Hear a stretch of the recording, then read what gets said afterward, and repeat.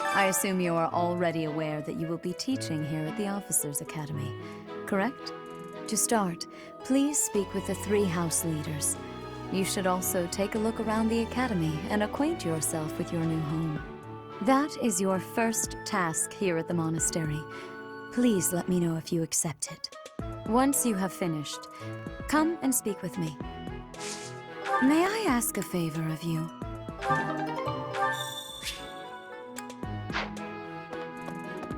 You there? That's so. Well, scored a teaching gig here, did you? Talk about a great first impression. I guess that means I'd better introduce myself properly. I'm Claude von Regan. I'm from the ruling house of the Leicester Alliance, but don't worry too much about all that madness. I'm guessing you don't know which class you'll be teaching yet, do you? I bet you'd like ours. We're not as difficult as the other 2. Have you met the folks from the Golden Deer House yet? Care to know more about anyone? Piqued your interest, have I? As luck would have it, I'm pretty curious about you as well. But what's life without a bit of mystery? Let's just spend the next year or so learning about each other little by little.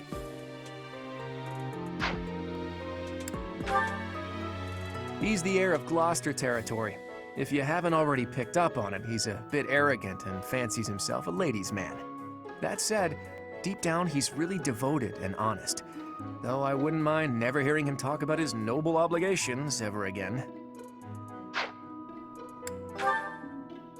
He comes from a merchant family, but his parents died in an accident. Seems like he's had a rough life. Despite all that, he's just about the most cheerful guy you'll ever meet. His passions are training, eating, and actually that's about it. He's the second son of a merchant family. Since his brother will inherit the business, he's training to become a knight. If you ask me, it doesn't seem like he truly wants to be a knight. He's probably just doing it to please his parents. Lysithea is the daughter of Count Ordelia, and is probably the youngest student here. But watch out, she gets angry if you treat her like a child. As for me, I do it on purpose. You have to make your own fun in this place, you know? Marianne is Margrave Edmund's daughter, and that's pretty much all I know about her. She doesn't interact much with other students, so I wouldn't be surprised if a lot of folks here have never even heard her speak. Hilda is the only daughter of Duke Goneril.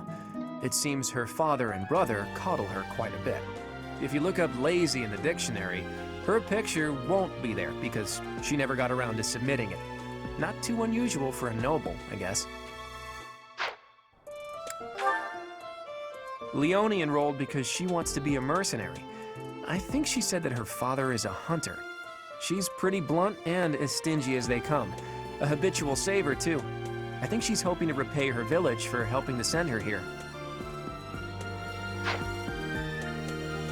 I appreciate your effort.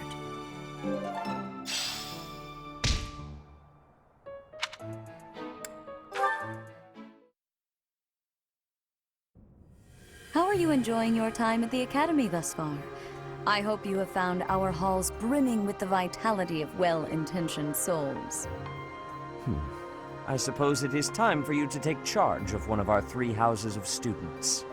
I must note that I am personally against entrusting someone as lacking in trackable history as yourself with such a task. But it is as the Archbishop desires.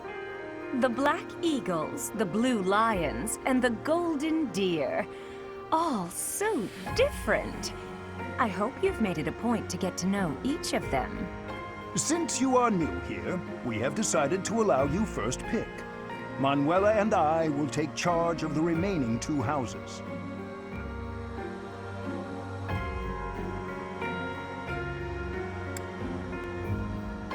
So you have chosen the Golden Deer led by Claude, correct? Your heart has made its choice then. All I ask is that you guide these open minds with virtue, care, and sincerity. They are all promising youths who bear the weight of Fodlan's future upon their shoulders. I hope you appreciate what an honor it is to lead them. Brother? Oh, I am so sincerely sorry.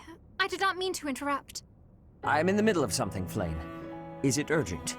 No, it's nothing. More importantly, who is this? This is our newest professor at the Academy. Oh my! A new addition to the Officers' Academy! I am so very pleased to meet you, Professor. I am Sedith's little sister, Flame. I am so happy to make your acquaintance. Let us focus on the topic at hand. There is something you should be aware of. In a few days' time, there will be a mock battle between the three houses, intended to gauge the current progress of the students. We will be using this battle as an opportunity to ascertain your own abilities as well. Please do not disappoint the Archbishop. That is all.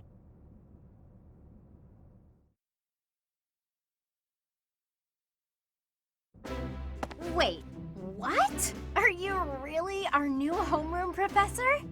Is that true? You aren't quite what I had pictured. Oh, sorry, I didn't mean that the way it sounded. I was sure you'd be roped into joining the Knights. Don't tell me. You chose this class just to get to know me better, right? I'm flattered, really. Whoops. Now that you're our professor, maybe I should choose my words more carefully. Oh, well then, since we're pretty close in age and all, I suppose formalities aren't all that necessary. One must truly marvel at the exceptionality of this appointment. Becoming a teacher to students almost the same age as yourself. How unusual. I've heard you are a skilled mercenary, but I cannot shake my discomfort at your new position. Are you really as strong as they say? Let's see your biceps. I bet I packed on more muscle than you. I doubt that. Apparently our new professor was personally recommended by Alois, one of the Knights. As far as skill goes, I saw it with my own eyes. What's more, Teach here is the child of the most renowned former captain of the Knights of Seiros. I heard. There's no way a child of the captain isn't worthy. It's simply not possible. The captain? Who are you talking about? Captain Geralt, of course. The most notable captain of the Knights of Seiros and a peerless mercenary. Huh. It doesn't matter what you think of him. Captain Geralt deserves nothing but respect. Well, after working as a mercenary alongside a father figure such as he, I have high hopes for our professor. Just because someone is special doesn't mean their children are special too, Lysithia. Assuming that a child is going to be exceptional just because of their lineage is a bad idea.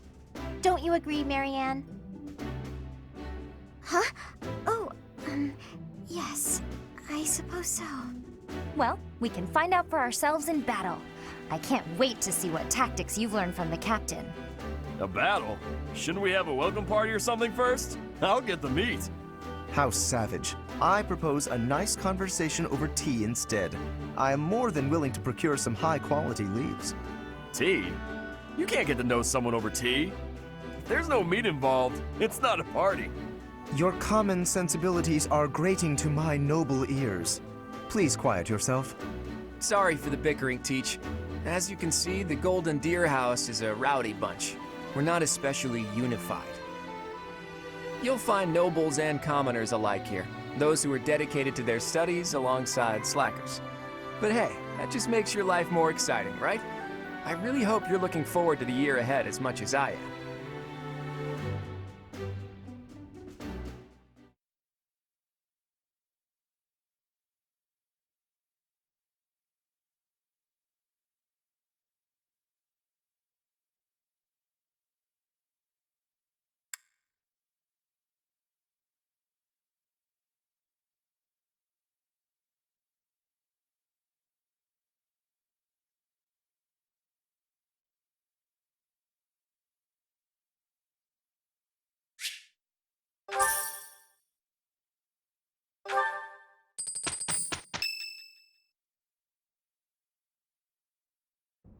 Say, while you're here, I'd like to use this device I designed to determine whether the power of a crest resides within you. Won't hurt a bit. Promise. You don't know about crests? Well, allow me to tell you everything, absolutely everything about them. Is your calendar clear? This will take a while. Crests are a fascinating topic, but before one can dive deeply into said topic, one must first understand what crests are. They are power incarnate. They are said to have been bestowed upon humans by the goddess countless ages ago. They exist within the flesh and are passed down through bloodlines. Those who carry crests may excel at magic, display exceptional strength, or any number of boons. Each crest has its own power, the nature of which is beyond mortal understanding. For now. I suspect as much, yes. But we won't know for sure unless I look into the matter. As I said, crests are passed down through the blood. However, just because someone carries a crest does not necessarily mean their descendants will inherit it as well. Only a scarce few descendants of a crest's bloodline end up inheriting that crest's power. Perhaps one of your ancestors bore a crest, and you just happen to inherit it. That is how a crest usually presents itself, after all.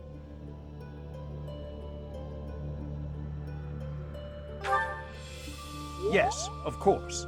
I'll get to the bottom of it straight away.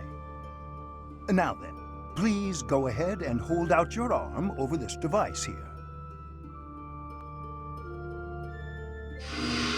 What is this? A pattern I've never seen before. Is it possible an as yet undiscovered crest has been detected? To think there are still crests out there that even I am unaware of. How thrilling! Pardon my unrestrained jubilation. I have much to consider. You may leave now. I have more research to do in regard to this crest. Yes, so very much more research. But for now, your work here is done. What could this line here be indicating? Perhaps it represents a lack of symmetry. Or perhaps... What in the world? Oh, I see.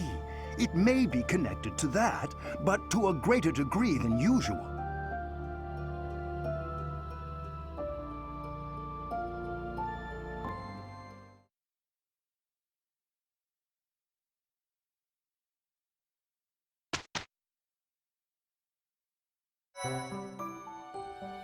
With each moon, professors of the Officers' Academy receive a schedule for the month ahead. It notes the days on which events and missions will take place that month. Pay careful attention to your schedule, so that you may thoughtfully plan what you intend to do each month and when.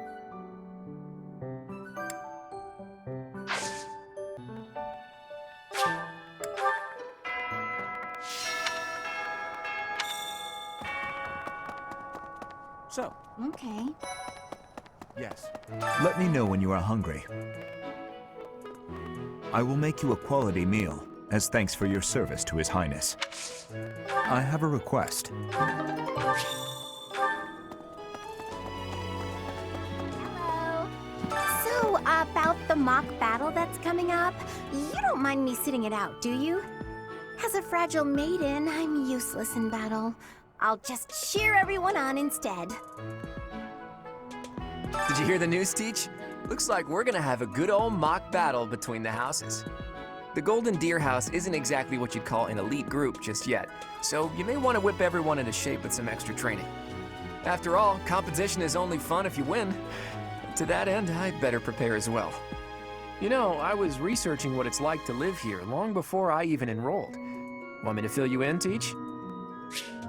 Students and teachers of the Officers' Academy are all free to use the facilities within the monastery. That means you can chow down with students at the dining hall or get in some one-on-one sparring at the training grounds. As you explore the monastery, try visiting the various facilities and talking to the people who live here. If you haven't noticed, there are bulletin boards in various places around here. You can check them out to see posted requests or to find more information about the market. I hear that fulfilling requests can even earn you the right to use more facilities. The bulletin board gets updated frequently, so it's probably a good idea to check it once a month. Far be it from me to tell you how to use the facilities, but it's a good idea to be mindful of how you're using your time. If you don't think about how you're spending your free time, it'll be over before you know it. Here at the Officers Academy, even professors are expected to study often to help maintain their strong leadership skills. In other words, students and teachers alike have to strive to grow in every possible field.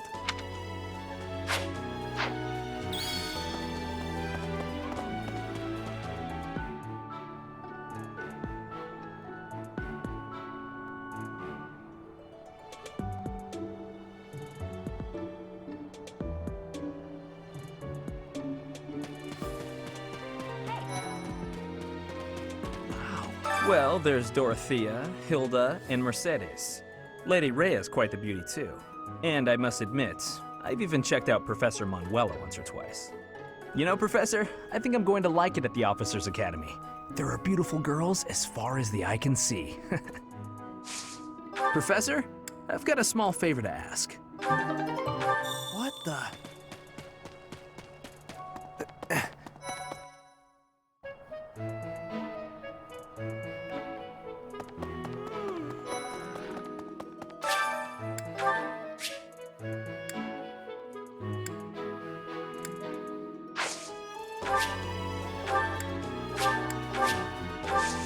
My thanks. Anyway,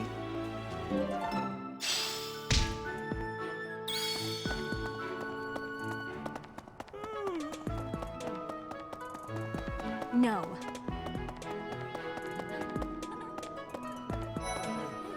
Hello there, Professor. Well, I call you that, but I am afraid I am not a student here myself. Should the opportunity arise, I would love to become a student and begin my studies in earnest. The monastery is kind enough to provide a sanctuary for my brother and I. He's the only family I have. Might you help me with a favor?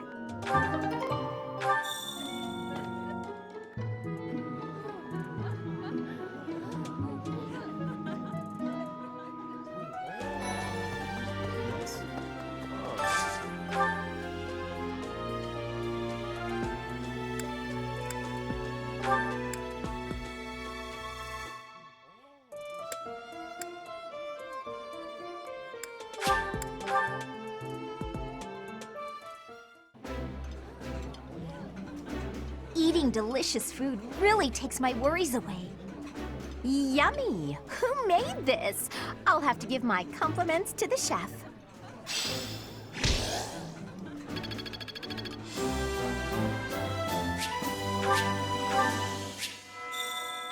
Nice! I knew I could count on you.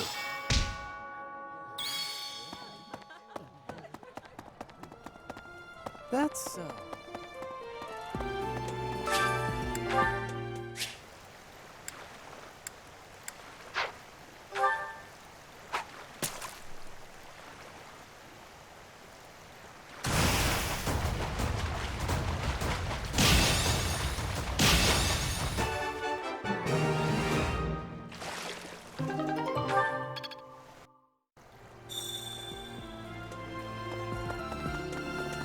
Professor! You have helped me so much.